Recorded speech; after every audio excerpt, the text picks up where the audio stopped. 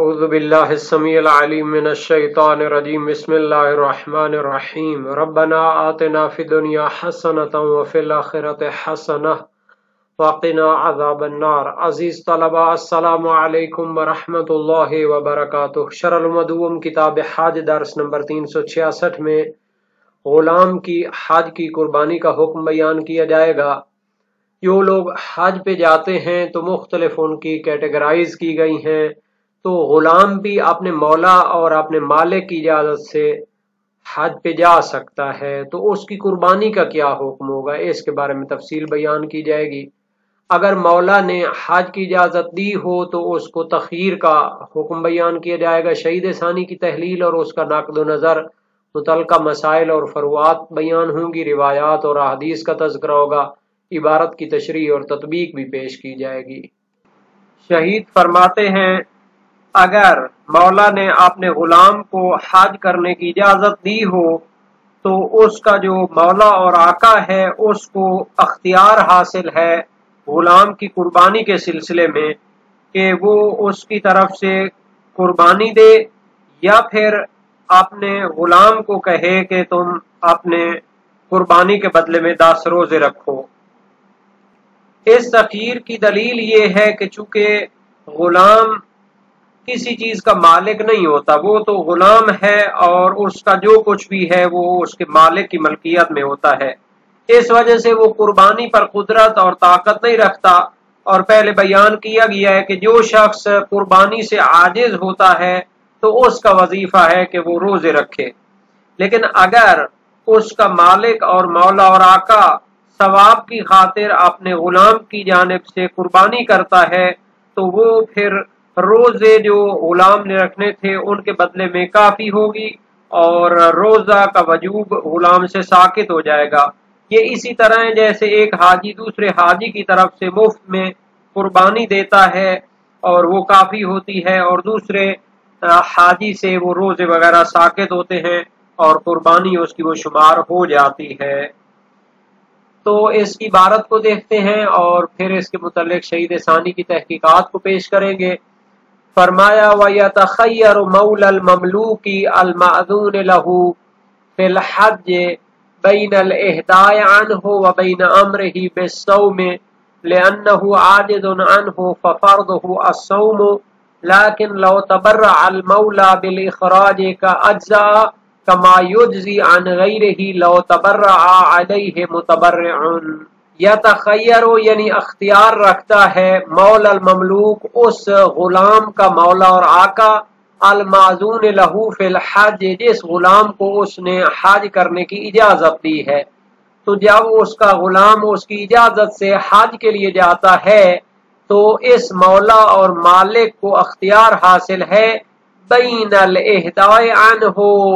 کہ اس کی طرف سے قربانی ہدیہ کرے اور قربانی انجام دلوائے، وَبَيْنَ أَمْرِهِ بِالصَّوْمِ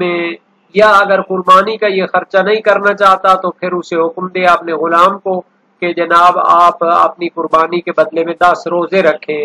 لِأَنَّهُ عَاجِزٌ عَنْهُ چونکہ غلام عاجز ہے قربانی کرنے سے، چونکہ وہ کسی چیز کا مالک تو ہوتا نہیں ہے تو اس کے پاس اپنا سرمایہ نہیں ہے کہ وہ قربانی کر سکے۔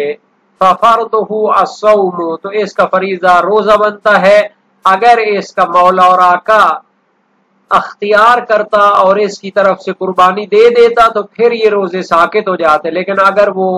قربانی نہیں دیتا تو پھر اس غلام کو خود اپنی قربانی کے بدلے میں روزے رکھنے پڑیں گے۔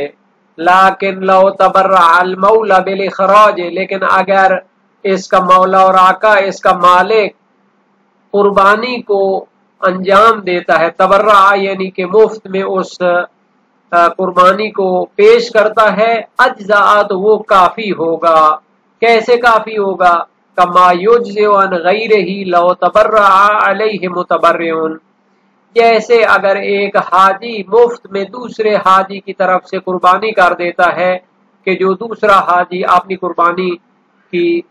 طاقت نہیں رکھتا، یجزئ عن غیرہ تو اس کی طرف سے وہ قربانی کافی ہوتی ہے، جیسا کہ کافی ہوتی ہے عن غیرہ کسی دوسرے کی طرف سے قربانی دینا لو تبرع علیہ متبرعن، اگر کوئی شخص مفت میں دوسرے کی طرف سے قربانی دیتا ہے تو کافی ہو جاتی ہے. تو یہ مولا اور آقا اپنے غلام کی طرف سے مفت میں قربانی پیش کرتا ہے تو پھر یہ کافی ہوگا اور غلام کو روزے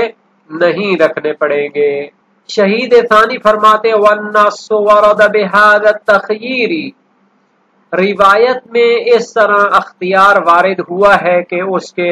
مالک کو، غلام کے مالک کو اختیار ہے، چاہے تو اس کی طرف سے قربانی دے دے، چاہے تو اس غلام کو کہے کہ جناب علی آپ 10 روزے رکھ لیں. وَهُوَ دَلِيلٌ عَلَىٰ أَنَّهُ لَا يَمْلِكُ شَيْئًا، اور یہ روایت بھی دلیل ہے کہ غلام کسی چیز کا مالک نہیں ہوتا، بے شک وہ کماتا ہو، بے شک وہ محنت کرتا ہو، تو جو کچھ بھی وہ کماتا ہے وہ اس کے مالک کی ملکیت میں چلا جاتا ہے، یہ اس کا مالک نہیں ہوتا. چونکہ اس کا پورا وجود اس نے خرید لیا ہے، اس کی محنت، اس کے کمائی کے تمام منافع جو ہے وہ اس کے مالک ہو جاتا ہے. وَإِلَّا اتَّجَهَ وُجُوبُ الْحَادِيِ مَعَ قُدْرَتِهِ عَلَيْهِ، ورنہ اگر ہم کہتے کہ جناب غلام اگر خود کچھ کماتا ہے تو اس کا مالک بن جاتا ہے، اتَّجَهَ وُجُوبُ الْحَادِيِ مَعَ قُدْرَتِهِ، اگر غلام کے پاس اتنا کمائی کا سرمایہ جمع ہو جاتا کہ وہ قربانی کی قدرت رکھتا ہوتا تو اس پر قربانی کا واجب ہونا بہتر قول ہوتا. ایک طرف یہ نصوص اور دوسری ادلہ موجود ہیں کہ غلام کسی چیز کا مالک نہیں ہوتا. اس صورت میں تو روایت سے بھی سمجھا جاتا ہے اور فقہا کا فتویٰ بھی ہے کہ اس کے مالک کو اختیار ہے، چاہے تو قربانی دے دے، چاہے تو اس کو کہے 10 روزے رکھو. اگر ہم قائل ہو جائیں، کچھ دلیلیں یا کچھ فقہا کا نظریہ بھی ہے کہ جناب غلام جو محنت کرتا ہے شخصی طور پر وہ اس کی ملکیت میں چلی جاتی ہے، اگر اس کے قائل ہو جاتے تو اگر اس کے پاس اتنا سرمایہ ہوتا کہ وہ قربانی کا جانور خرید سکتا تو اس پر قربانی کا واجب ہونے کا نظریہ متجہ ہوتا، یعنی بہتر ہوتا. وَالْحَجْرُ عَلَيْهِ غَيْرُ مَانِعٍ مِّنْهُ كَالسَّفِيهِ، یہاں پر ایک سوال پیدا ہوتا ہے کہ جناب شہید ثانی آپ کہہ رہے ہیں کہ اگر ہم قائل ہو جائیں کہ غلام بھی اپنی کمائی کا مالک بن سکتا ہے، اگر اس کے پاس اتنا سرمایہ ہو جس سے وہ قربانی خرید سکتا ہو تو اس نظریے کی بنیاد پر اس کو خود قربانی کرنی چاہیے. تو اس پر اشکال ہوتا ہے کہ اگر غلام اپنی کمائی کا مالک بھی ہو لیکن پھر بھی وہ محجور ہے اور ممنوع التصرف ہے، یعنی اپنے مال میں اپنی مرضی سے تصرف نہیں کر سکتا، اس کا اپنے مال میں تصرف کرنا اس کے مولا اور مالک کی اجازت پر موقوف ہے. تو کس طرح آپ فرما رہے ہیں کہ پھر اس پر قربانی واجب ہو جاتی اگر اس کے پاس اپنا سرمایہ موجود ہوتا؟ تو اس کا جواب شہید ثانی دیتے ہیں کہ اس کا اپنے مال میں ممنوع تصرف ہونا اس پر اپنے مال سے قربانی واجب ہونے کے منافی نہیں ہے. یہ اسی طرح جیسے ایک سفی اور نادان شخص جس کو اپنے اچھے برے کی سمجھ نہیں ہوتی، جو جناب علی غیر ضروری جگہوں پر اپنا سرمایہ خرچ کر دیتا ہے اور اس کو نادان اور احمق فرض کر لیا جاتا ہے اور شرعی اصطلاح میں اس کو ممنوع تصرف قرار دیا جاتا ہے، وہ خود اپنے مال کا تصرف نہیں کر سکتا. جس طرح پاؤڈر پینے والے لوگ ہوتے ہیں، حفیم اور جناب علی نشہ کرنے والے لوگ ہوتے ہیں، اپنے گھر کی فینسی چیزیں اٹھا کے لے جاتے ہیں ایک پوڑی لینے کے لیے. تو اگر انسان کی یہ کیفیت ہو جائے، سفی ہو جاتا ہے، وہ شخص اپنے مال میں تصرف نہیں کر سکتا بلکہ اس کے جو کیا ہوتے ہیں اولیاء ہوتے ہیں وہ پھر اس کی نظارت کرتے ہیں، اس پر کنٹرول کرتے ہیں کہ یہ سارا سامان ہی کہیں بیچ کے اور اپنی جو ہے بیوی اور اپنے بچوں کو ذلیل نہ کروائے. تو اگر کوئی سفی شخص وہ ظاہر ہے کہ اپنے مال میں تصرف نہیں کر سکتا، لیکن اگر وہ حج پہ جاتا ہے تو اس پر اپنے مال سے قربانی واجب ہوتی ہے اور اس کے لیے اس کو پھر تصرف کرنے کی اجازت نہیں چاہیے. چونکہ جو لوگ ممنوع تصرف ہوتے ہیں ان میں سفی بھی ہے، لیکن جب اس کو ولی نے اجازت دے دی کہ آپ کیا ہیں حج پہ جا سکتے ہیں تو گویا اس کو اجازت دی گئی ہے کہ آپ ادھر جا کے قربانی وغیرہ بھی واجب ہے آپ کر کے آ جائیں۔ تو اسی طرح غلام کو بھی جب اس کے مولا نے اجازت دی ہے کہ آپ جا کر حج کر سکتے ہیں تو اس کا معنی یہ ہے کہ اس کا مولا راضی ہے کہ اگر اس کے پاس مال موجود ہے تو وہ اس مال سے کیا کرے، اپنی قربانی بھی انجام دے۔ والحاجر علیہ غیر مانع منہ، چھوٹا سا جملہ ہے لیکن کتاب الحاجر اور مختلف ابواب میں جو علمی باتیں ہیں ان کا خلاصہ اور مغز یہاں پر موجود ہے۔ غلام کا ممنوع تصرف ہونا اپنے مال سے یہ معنی نہیں ہے کہ اس پر قربانی واجب ہو جائے اگر وہ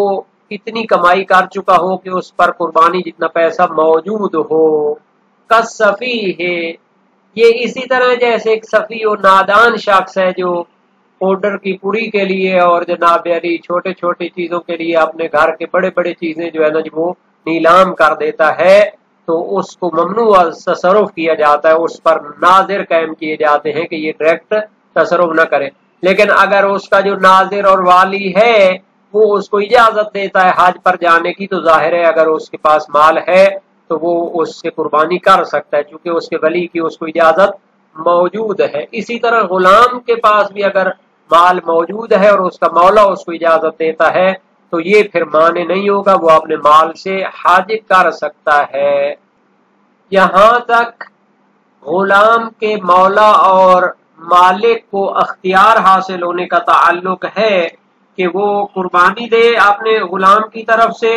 یا وہ اس کو روزہ رکھوائے اور اس کو حکم دے کہ اپنی قربانی کے بدلے میں روزے رکھو، تو اس میں کوئی اختلاف نہیں، تمام فقہاء شیعہ اس تخیر کے قائل ہیں۔ صحیح جمیل بن دراج جلیل القدر سے کا راوی اصحاب اجماع میں سے تھے اور قاضی القضات تھے کوفہ میں، امام صادق علیہ السلام کے جلیل القدر شاگرد اور اس دور میں ایک پرسنالٹی شمار ہوتے تھے۔ سأل رجل ابا عبداللہ علیہ السلام عن رجل امر مملوکہ ان یتمتع قال فمرہ فلیصم وَإِنْ شِئْتَ فَاذْبَحْ عَنْهُ۔ راوی کا بیان ہے کہ ایک شخص نے امام صادق علیہ السلام سے سوال کیا اس شخص کے بارے میں کہ جس نے اپنے غلام کو حج تمتع کرنے کا حکم دیا، فرمایا تو اسے حکم دے کہ وہ روزہ رکھے یا چاہے تو پھر اس کی طرف سے قربانی کرے۔ اور اسی مطلب میں دوسری حدیث ہے صحیح سعد بن ابی خلف اشعری جلیل القدر سے کا راوی کمی ہے، سألت ابا الحسن علیہ السلام قلت امرت مملوکی ان یتمتع فقال ان شئت فاذبح عنہ وان شئت فمرہ فلیصم۔ راوی کا بیان ہے میں نے امام ابو الحسن علیہ السلام سے عرض کی میں نے اپنے غلام کو حج تمتع کا حکم دیا ہے، فرمایا اگر چاہو تو اس کی طرف سے قربانی کرو اور اگر چاہو تو اس کو حکم دے کہ وہ جا کر روزے رکھے۔ تو یہ روایات موجود ہے وسائل الشیعہ باب دوم ابواب الذبح حدیث اول و دوم۔ اگر تو غلام کی طرف سے اس کا مالک قربانی کرتا ہے تو حل ہے، اگر اس کو روزے رکھنے پڑتے ہیں تو اس کا فریضہ روزہ ہے، تو 10 روزے رکھے گا یا 5 روزے رکھے گا، چونکہ بعض اوقات ایسے مسائل میں کفارے وغیرہ کے مسائل میں حدود و تعزیرات وغیرہ کے مسائل میں یہ جو غلام اور کنیز ہوتے ہیں ان کے لیے حکم آدھا ہوتا ہے، تو فرماتے ہیں کہ اس مورد میں غلام کا حکم وہ آزاد کا حکم ہے، اس کے لیے آدھے روزے واجب نہیں ہوں گے بلکہ 10 کے 10 روزے اس کو رکھنے پڑیں گے۔ یہ ایک اہم نقطہ ہے جس کی طرف توجہ ہونی چاہیے۔ اور یہ جو دافع دخل تھا والحاجر علیہ غیر مانع منہ، تو اصل میں وہم یہ ہے کہ غلام تو محجور اور ممنوع تصرف ہوتا ہے، اگر اس کی ملکیت کے قائل بھی ہو جائیں تو وہ اپنے مال میں تصرف نہیں کر سکتا۔ تو اس کا رد ایک لحاظ سے اس طرح بھی ہو سکتا ہے کہ اس کا ممنوع تصرف ہونا معنی نہیں ہے کہ اس پر قربانی واجب ہو جائے، کیونکہ مال تو فرض یہ ہے کہ ہم اس نظریے کے قائل ہو جاتے ہیں کہ غلام جو اپنا مال کماتا ہے اس کی اپنی ملکیت میں جاتا ہے، اور قربانی کرنے کا حکم یہ اللہ تعالیٰ کی طرف سے ہے، اور اللہ تعالیٰ کا جو حق ہوتا ہے وہ مولا اور اس کے مالک کے حق سے مقدم ہے۔ جیسے اب غلام وہ ظاہر ہے کہ اپنے مالک کی ملکیت میں ہوتا ہے، لیکن اس پر نماز بھی واجب ہوتی ہے، روزے بھی واجب ہوتے ہیں۔ اس طرح جو حقوق الہی ہیں وہ اس پر واجب ہوتے ہیں، تو یہ بھی اس پر واجب ہوگا۔ ایک مختصر سی بحث سابقہ بحثوں میں سے رہتی تھی، اس کی طرف بھی اشارہ کر دیتے ہیں۔ جو شخص قربانی کرنے کی طاقت نہیں رکھتا تو اس کو 10 روزے رکھنے ہوتے ہیں۔ 3 روزے وہ اسی حج کے موسم میں رکھے گا، آخر ذی الحجہ تک اس کے پاس وقت ہوتا ہے، اور 7 روزے وہ واپس لوٹ کر رکھے گا اپنے علاقے میں، اس میں بھی کوئی اختلاف نہیں۔ وَسَبْعَ إِذَا رَجَعْتُمْ قرآن کی آیت اس پر دلالت کرتی ہے، سورہ بقرہ آیت 196 ہے، اور جب یہ اپنے وطن واپس لوٹ آتا ہے تو لوٹنا ثابت ہو جاتا ہے۔ روایات اس پر دلالت کرتی ہیں۔ صحیح معاویہ بن عمار امام صادق علیہ السلام سے قال رسول اللہ صلی اللہ علیہ وسلم من کان متمتعا فلم یجد ہادیا فلیصم 3 ایام فی الحج و7 اذا رجع الی اہلہ وسائل شیعہ باب 46 ابواب الذبح حدیث اختم ہے کہ نبی اکرم نے فرمایا جو حج تمتع کرتا ہے اور اس کے پاس قربانی نہ ہو تو 3 روزے ایام حج میں رکھے اور 7 روزے واپس لوٹ کر اپنے علاقے میں رکھے۔ صحیح ہے سلیمان بن خالد ہے امام صادق علیہ السلام سے رجل تمتع ولم یجد ہادیا، فرمایا یصوم 3 ایام بمکہ و7 اذا رجع الی اہلہ فان لم یقم علیہ اصحابہ ولم یستطع المقام بمکہ فلیصم 10 ایام اذا رجع الی اہلہ وسائل شیعہ باب 66 ابواب الذبح حدیث ہفتم ہے۔ ایک شخص حج تمتع کرتا ہے اور قربانی کی طاقت نہیں رکھتا، فرمایا 3 روزے مکہ میں اور 7 روزے واپس آ کر رکھے۔ فرمایا کہ اگر اس کے دوست وہاں مکہ میں نہیں ٹھہرتے اور وہ اکیلا بھی وہاں پر نہیں ٹھہر سکتا تو 10 کے 10 روزے واپس لوٹ کر رکھے گا۔ بعض غیر شیعہ فقہا کا نظریہ ہے کہ وہ 7 روزے رکھے گا جب افعال حج سے فارغ ہو جائے، اور بعض دوسروں سے منقول ہے کہ وہ روزے رکھے گا جب مکہ سے نکل پڑے راستہ چلتے ہوئے سفر میں ہی۔ حالانکہ مذکورہ روایتوں اور دلیلوں کے ذریعے یہ دونوں نظریات قابل قبول نہیں ہیں، یا تو حقیقتاً اپنے شہر لوٹ چکا ہو یا حکماً وہ لوٹنے والے کے حکم میں ہو، یا وہ مکہ سے نہیں لوٹتا تو پھر اس کے لیے حکم ہے کہ اتنا دیر صبر کرے کہ جتنا دیر اس کو واپس پہنچنے میں لگتی ہے، یا 1 مہینے کے بعد 7 روزے پھر رکھ لے۔ ذخیرۃ المعاد میں ہے کہ لا اعلم فی مخالفا، میں اس کے بارے میں کسی کو مخالف نہیں جانتا فقہاء میں سے۔ صحیح معاویہ بن عمار امام صادق علیہ السلام سے قال رسول اللہ صلی اللہ علیہ وسلم من کان متمتعا فلم یجد ہادیا فلیصم 3 ایام فی الحج و7 اذا رجع الی اہلہ فان فاتہ ذلک وکان له مقام بعد الصدر صام 3 ایام بمکہ وَإِن لَمْ يَكُنْ لَهُ مُقَامٌ صَامَ فِي الطَّرِيقِ وَفِي أَهْلِهِ وَإِن كَانَ لَهُ مُقَامٌ بِمَكَّةَ وَأَرَادَ أَن يَصُومَ 7 تَرَكَ الصِّيَامَ بِقَدْرِ مَسِيرِهِ إِلَى أَهْلِهِ أَوْ شَهْرًا ثُمَّ صَامَ بَعْدَهُ وسائل الشیعہ۔ تو اس روایت کا صادر جو ہے باب 47 ابواب الذبح میں ہے، اور ذیل روایت باب 50 ابواب الذبح حدیث دوم میں ہے۔ خلاصہ وہی ہے کہ اگر وہ وہاں پر ٹھہر جاتا ہے تو پھر اتنی دیر صبر کرے کہ جتنا اس کو واپس پہنچنے میں لگتے ہیں، یا 1 مہینے کے بعد باقی 7 روزے رکھ لے۔ اور 7 روزوں کے اندر موالات اور پے در پے ہونا بھی شرط نہیں ہے۔ مشہور قول یہی ہے، اسحاق بن عمار کی روایت امام ابو الحسن علیہ السلام سے عرض کی انی قدمت الکوفہ ولم اصم 7 ایام حتی نزعت فی حاجہ الی بغداد قال صمها ببغداد قلت افرقها قال نعم۔ میں نے امام ابو الحسن کاظم علیہ السلام سے عرض کی میں کوفہ آیا اور ابھی 7 دن روزے نہیں رکھے حتیٰ کہ کسی ضرورت کے سلسلے میں بغداد گیا، فرمایا بغداد میں روزے رکھ لو۔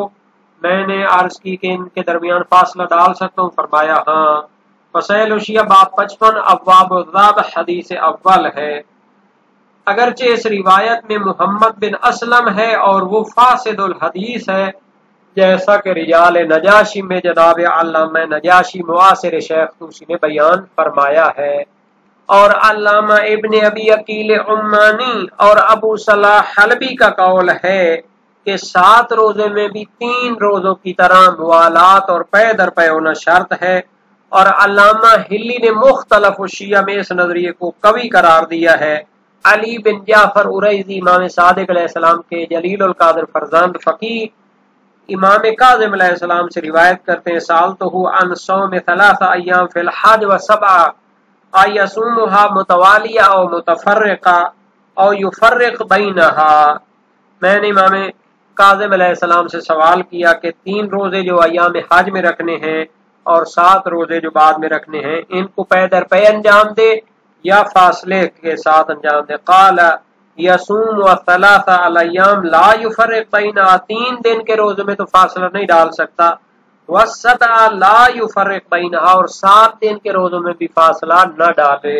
فصیل و شیعہ باب 55 ابواب ذبح میں یہ بھی حدیث موجود ہے۔